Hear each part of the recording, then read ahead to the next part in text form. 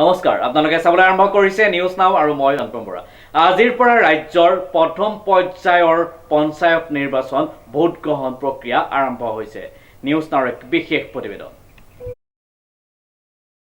প্ৰথম পৰ্যায়ৰ পঞ্চায়ত নিৰ্বাচনৰ ভোট গ্ৰহণ প্ৰক্ৰিয়া সুকলমে অনুষ্ঠিত হৈ যায়। এই দৃশ্য দেৰগাঁৱৰ সমীপৱৰ্তী পূব মিছামাৰা গাঁও পঞ্চায়তৰ। পুৱাৰ পৰা ওলাই আহিছে ভোটাৰসকলে ভোটদান সাব্যস্ত কৰিবৰ বাবে।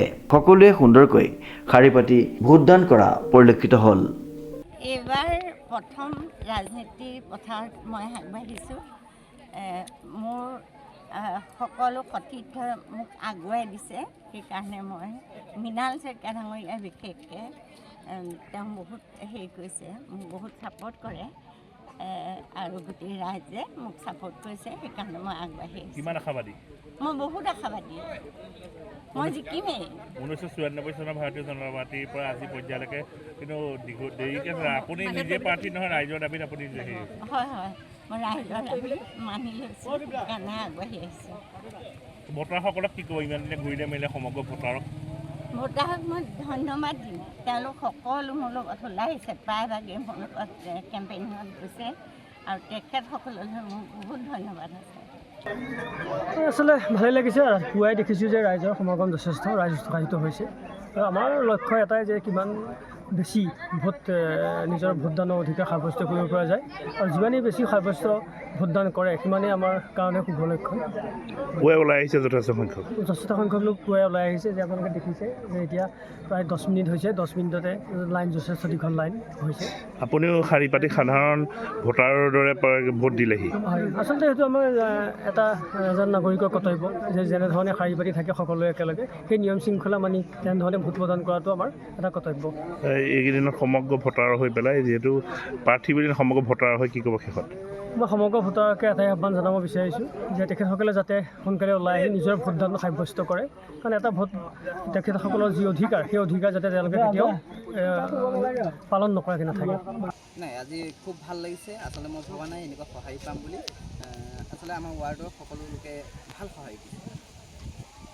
পুৱাই ওলাই আহিছে হয়, যথেষ্ট সংখ্যক লোক 7:30 ওলাই আহিছে আৰু এতিয়ালৈকে ভিৰ ভগাই নাই। আপুনি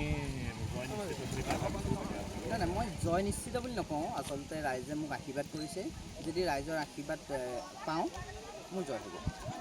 আজিৰ দিনটো আপুনি নিজৰ জেগাতে আছে, নিজৰ ৱাৰ্ডৰ কেন্দ্ৰ? হয়, মই আজি নিজৰ ৱাৰ্ডতে আছোঁ। আপোনাৰ ৱাৰ্ডৰ কেইটা ভোট গ্ৰহণ কেন্দ্ৰ? এটাই নে? এটাই ভোট গ্ৰহণ কেন্দ্ৰ, ইয়াত প্ৰায় 739জনমান ভোটাৰ আছে।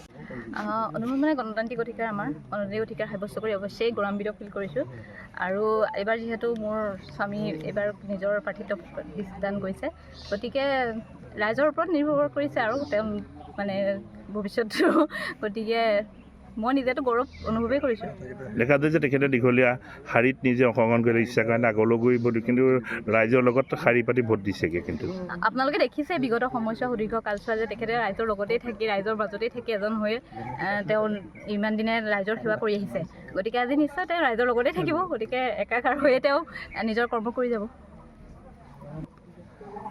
আচলতে কি হয়, সপৰিয়ালে আহিলে লগতে ওলাই অহা হয়, তেতিয়া নহ'লে ঘৰত পৰিয়াল থাকি যায়, জামকে বুলি দেৰি কৰে। গতিকে সপৰিয়ালে ওলাই অহাটো আমাৰ এটা কৰ্তব্য। আমি সকলোৱে তেনেকৈ লগতে নিজৰ পৰিয়ালটোক যদি উলিয়াই লৈ আহোঁ, আমাৰ ভোটদানৰ যি অধিকাৰ, সেই অধিকাৰ আচলতে অধিকাৰৰ কাৰণে আমি ওলাই আহিব লাগে সকলো। পুৱাই আহি দীঘলীয়া শাৰীত আপুনি অংশগ্ৰহণ কৰিলে, শাৰী পাতি গৈ ভোট দিছেগৈ দেখা গৈছে।